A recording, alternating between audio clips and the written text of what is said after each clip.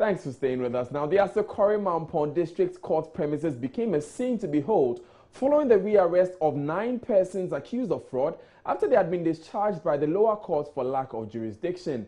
The accused, including acting National Service Scheme Director and Coordinator for Setre East District in the Ashanti region, are charged with fraudulently withdrawing 302,750 Ghana cedis from the NSS account.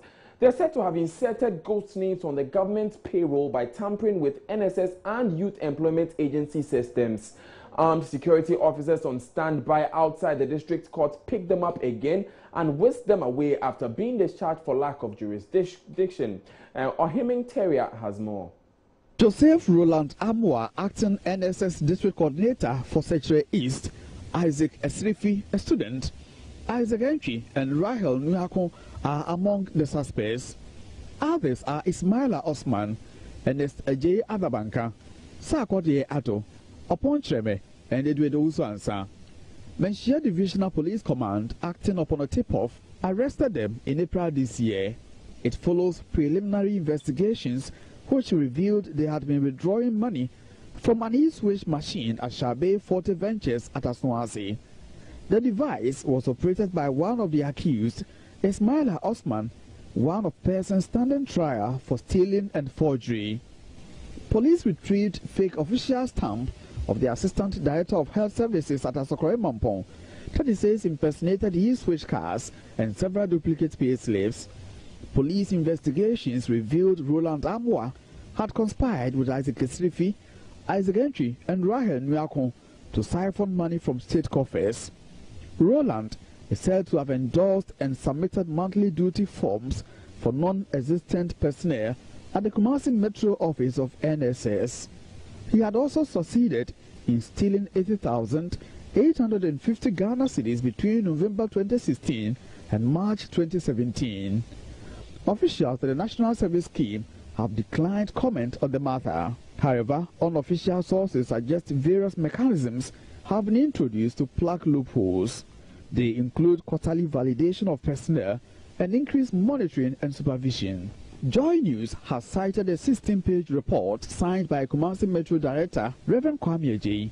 It reveals out of 11,100 personnel audited in the directorate, 128 have been blocked since April 2017. It followed police investigations which suggested 102 fake personnel had been withdrawing money from an e-switch illegally operated by a member of the syndicate. A further 254 personnel were blocked from taking allowances between April and May 2017, saving the National Service Scheme 141,966 Ghana cedis. An audit had also revealed many of the affected personnel were either not at post or had indulged in forged endorsements and double registration, among other infractions. Meanwhile, a Kumasi Circuit Court, before which they were arraigned after they were rearrested, has adjourned the case to Friday. Defense counsel declined comment, insisting it is too early. From Kumasi, for Joy News, Ohiming Terrier reporting. Now, usually pupils in many basic schools would recite the Lord's Prayer before classes begin. But can you imagine a school where children have to say prayers that there should not be a drop of rain while school is in session? Well, the pupils of Krachi in Chumuru district of the Volta region face the reality of running home from school anytime it rains. This is because classes are held under 3 trees or thatch roof structures built with mud. My colleague Jojo Kobna traveled to the area and now reports. Assemble, please. I promise to hold in high esteem our heritage won for us through the blood and toil our fathers, and I pledge myself with all things to uphold and defend the good name of Ghana, so help me God. As I was saying, well, my sweet, watching swimmer, and the tone say a class, a pay settle. Say I hope when you put out best say I settle. A settle, Papa.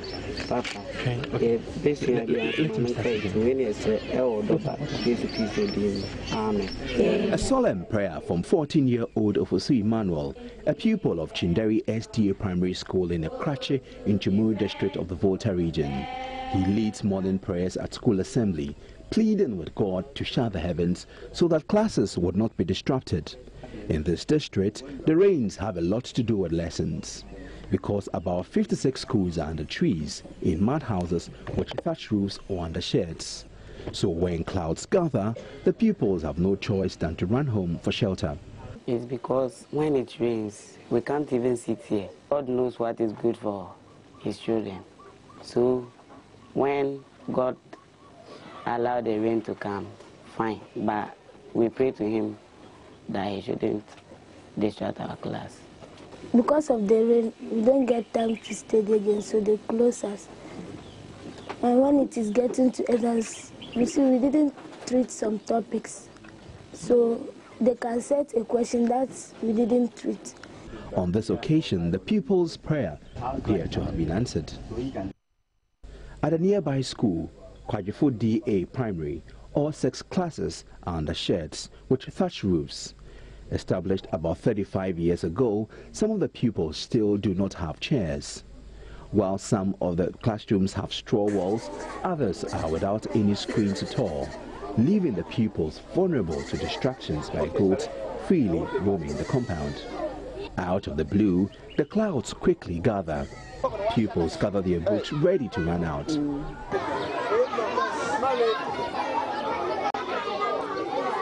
Move it for me. One of them going to the rescue of the national flag hanging from the pole in the middle of the school compound. He forced it into his bag and ran home in the heavy downpour, which began at very short notice. Madam! That's how school ended that day. Oh, boss, sit down. You should sit down.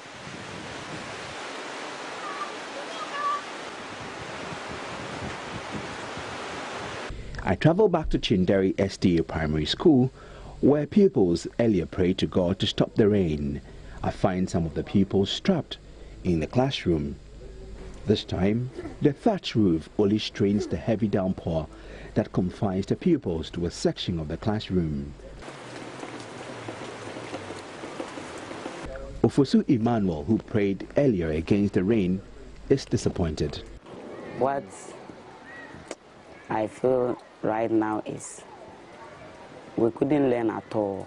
I can say we couldn't learn at all because we have to learn 8 subjects today, but we learned only 2 of them. The Karachi Njumuri District Education Officer, Justice Habib, is not a happy man.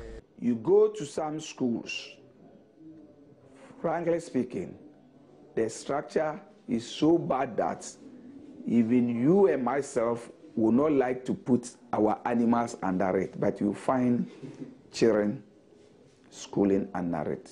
Children are eager to study. Out of the 56 schools under deplorable conditions in the district, 8 have been marked as death traps. That's another school collapse waiting to happen. Jojo Kobner, Joy News.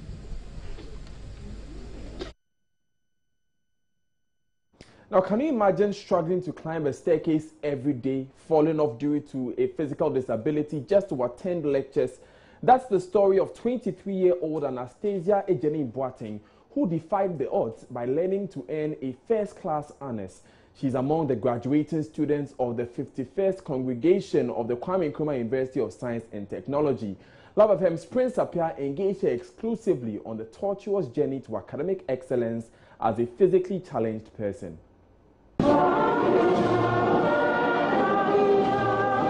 At graduation ceremonies, graduates walk majestically up the podium to receive their scrolls. Dignitaries sit and nod at some and shake hands with others depending on their academic achievements. For first-class honor students, officials stand and shake hands with them in acknowledgement. Anastasia Ejeni Boateng, however, received a special treat at the mention of her name.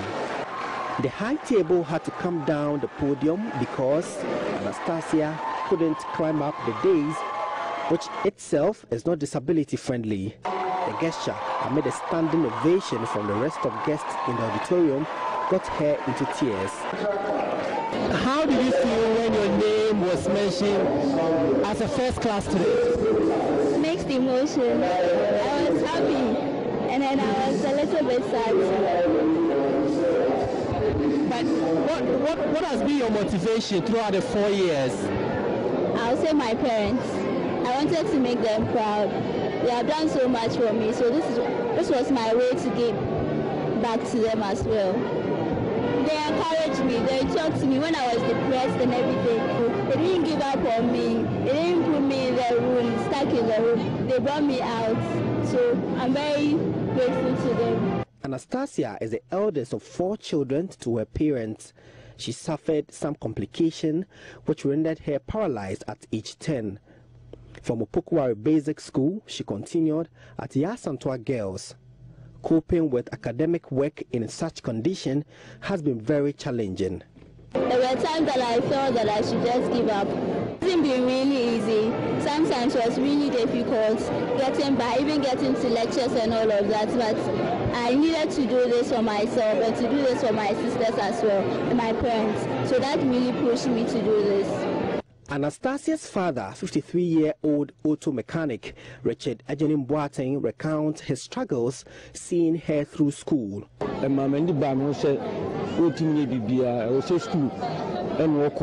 I acknowledge education is the best thing I can give her, especially in such conditions. I spent so much taking her to school and back for the first 2 years in university. Business was bad and I couldn't afford transporting her to and from school.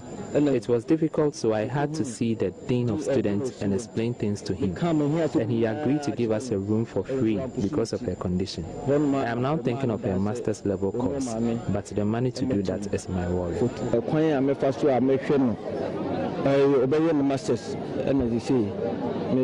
Her mother, 44-year-old Ernestina Ajay, gave up trading and relocated to campus to assist her daughter with daily chores.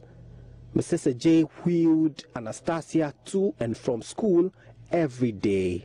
I'm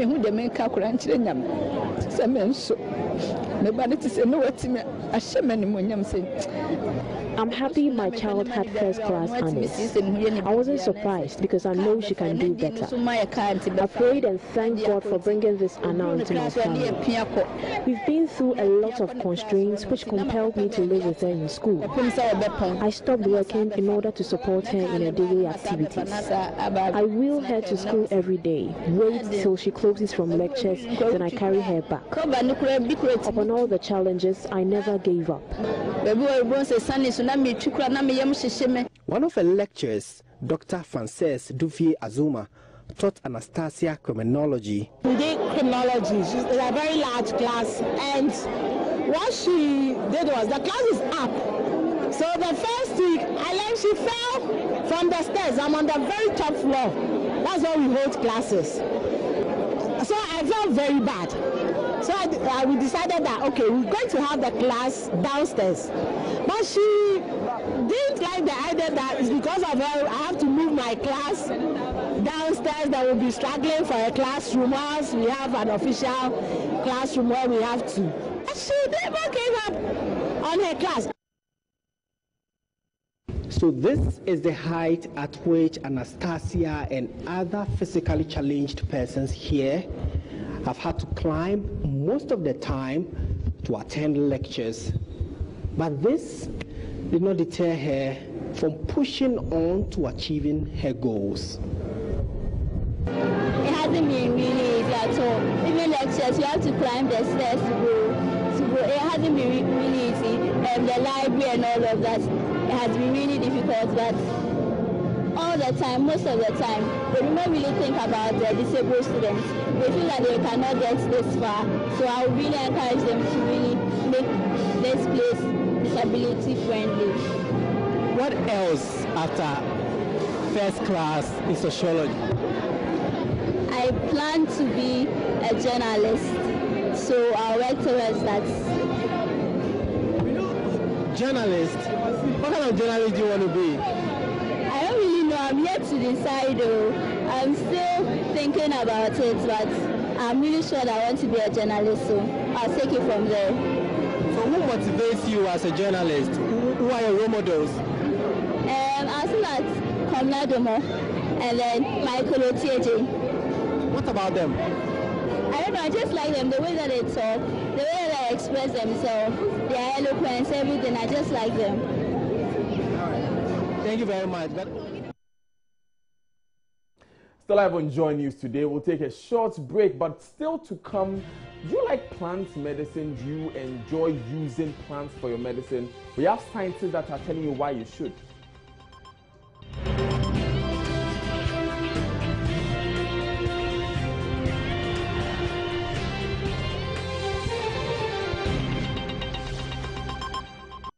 Thanks for staying with us. Now, next year, 2018, is projected to be a very difficult one for Ghanaian cocoa farmers as the world's commodity price continues to drop.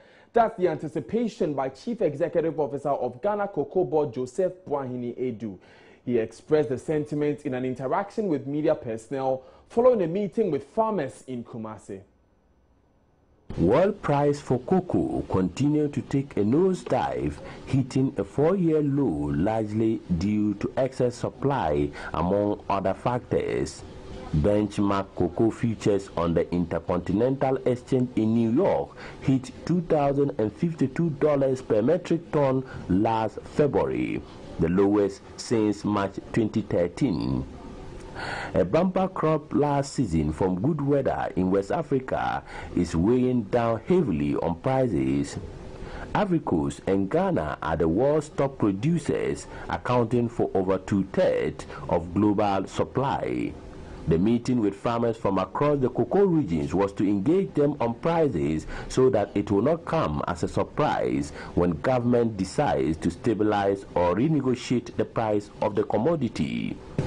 And the price that we all know has been 7,600 Ghana cedis per ton. Now, this was pitched on the basis that the international price was averaged at $2,900. At that time, the price volatility was between $2,200 and then $2,700. So it was averaged at $2,900. As we speak today, the price volatility is running between $2,100 and then $1,800. So we have averaged it at $1,900 per ton. Now you realize that already about $1,000, has been lost from the international market. Currently, a ton of cocoa is sold at 7,600 Ghana cedis, pegged on the basis of the international price average at $2,900. The commodity price is now running between $1,800 and $2,100. It is imperative to note Cocoa Board is doing forward sale, which means it has already sold out the country's stock. We are doing forward sales. Therefore, even as the cocoa trees are flowering now, we've already sold our cocoa. And then again, we are currently selling the black crop beans that are for next year, 2018. And we are selling the black crop beans at this low price of $1,900, which will further be discounted at 20%. Mr. Boahini Edu says there are difficult times ahead. It means that next year we are going to enter a very difficult year for the cocoa industry and also for the Ghanaian economy. We will have to sell our cocoa at a lower price, but then we have to decide whether to reduce the producer price or let it stay there or increase the price. As we speak now, the producer price in Côte d'Ivoire and the neighboring countries has been reduced, but we cannot do that. We are still, selling at 7,600 Ghana cedis. Mahmoud Mohammed Nuruddin reporting. Now let's hear from a cocoa farmer in the Ashanti region who says her need is for insecticide for her crop. But today is World Chocolate Day, so our first question was, what was the last time she had a bite of the end product of her crop? Me did come for those way. You could me fear do me near. At time maybe a cocoa school. Train you know more we. I saw which church idea. Even so we SS. And you should try the permanent now. I'm so long. I saw no pum idea. I want you here, if you want me. So I'm a part, I'm Bob who feeling we are. Nothing may see cause my fakai. Timber drove for more. My baby credit him do ya, my shaving pabwa, my milk of woman and the heshe, my reference, my dream who does ah. Cocoa so be a mere met him the social. Met Tigu Alma, my boy, my brew, and the beefy of Bahata, the warm the court, shall my co have the qua, the bag in me, the bag in noom. Yeah, can you come and nominate my dear Beffy? I think for Basaco, or maybe 2 guarda yas as Romoto, and the income pot. And I say, I'm penny, a lampot, my lampot. And I say, I'm penny, and Bobunton, Saco Corn finance Adeno. I had a boy made him here, my school near dinner. To Miss Adam Bahia pa, and then some kitwa. Yanni Bre pa, the feel on my heavy dear. Then I say, to see so much I can, my members with religion higher, I'm so one penny. But religion acquires us to be warm, won't bo who quite from my view.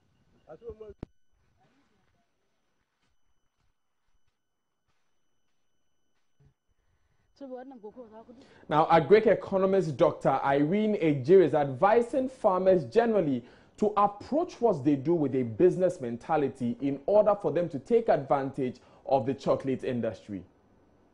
We don't even have entrepreneurs or business people doing cocoa farming. So that is one.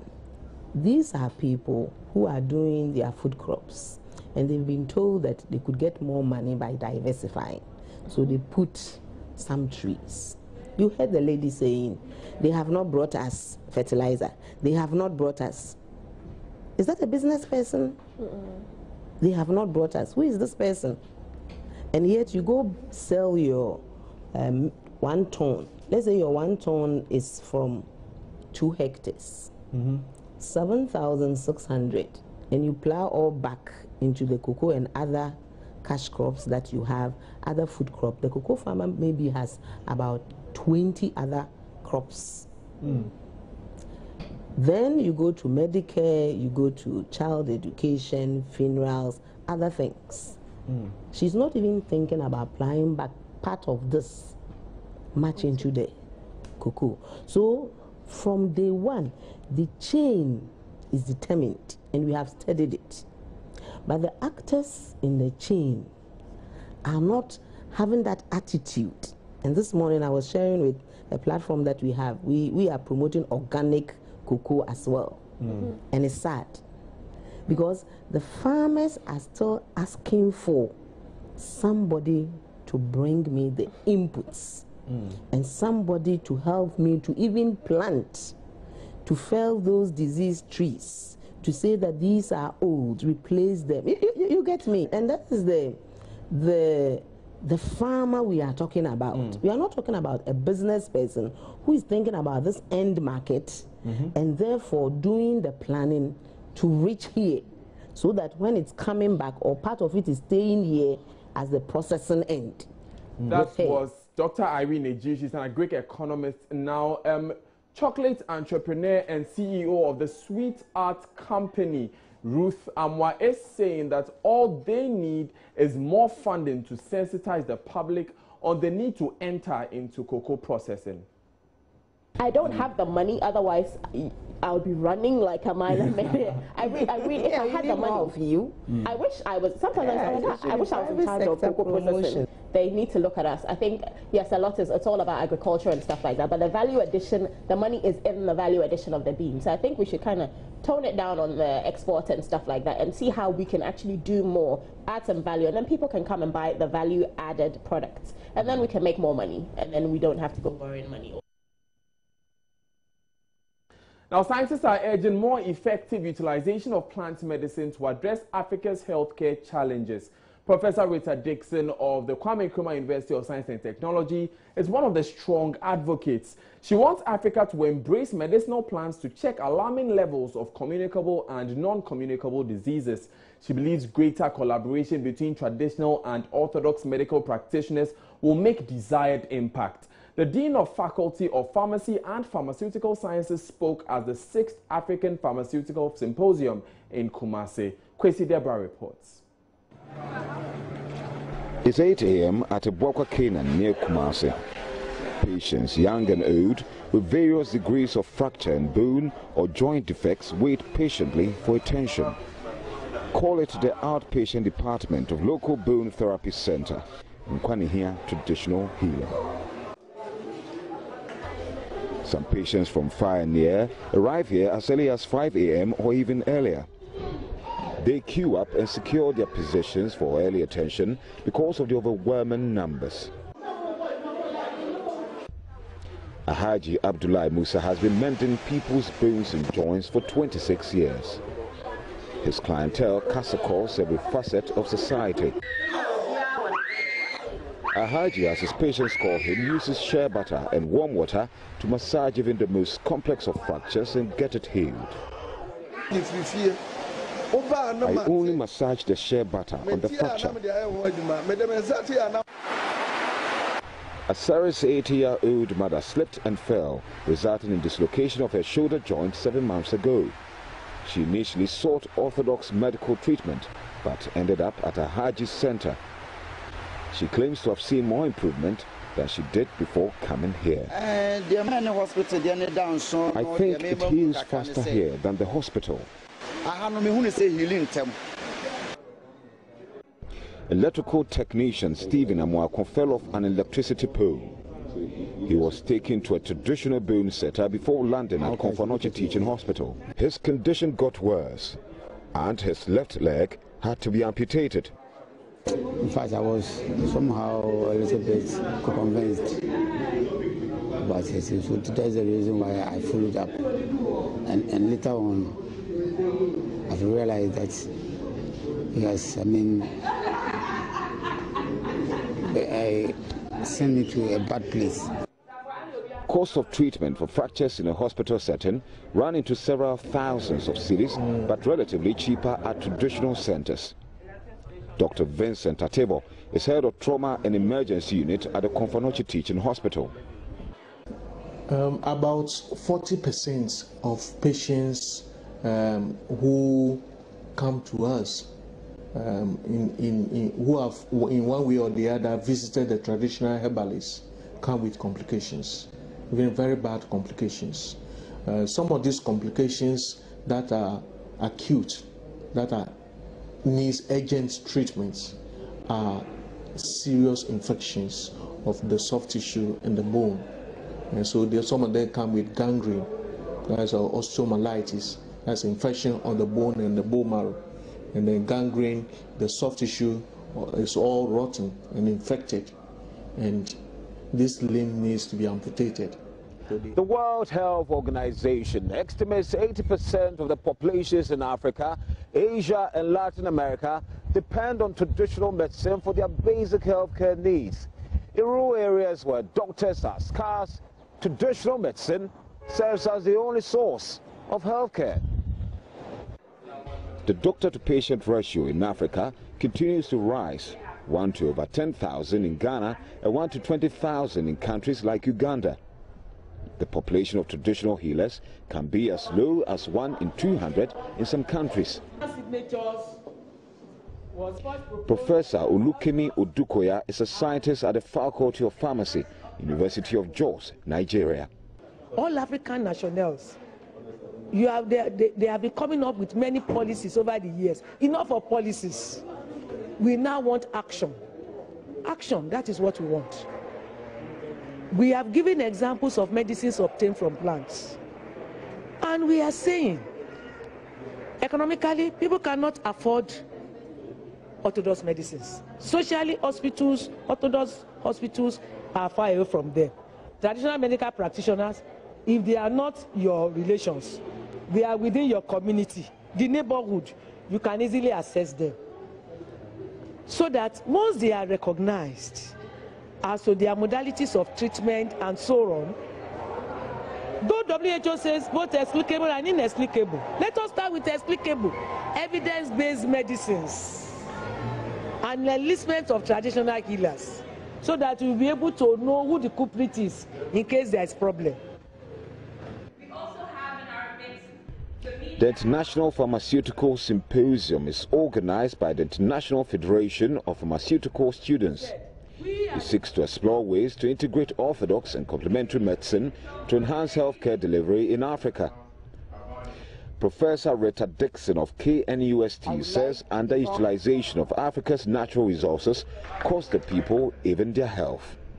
We have so many medicinal plants on the continent of Africa, and you know, if we are struggling and battling with communicable and non-communicable diseases, especially the non-communicable ones, which, you know, we have issues with at the moment, we need to pool our strengths together. We have to work cooperatively with the orthodox practitioners to be able to make maximum use of all the resources that we have. Reporting for Joy News, Kwesi Debra. Now time for business. Stay tuned in.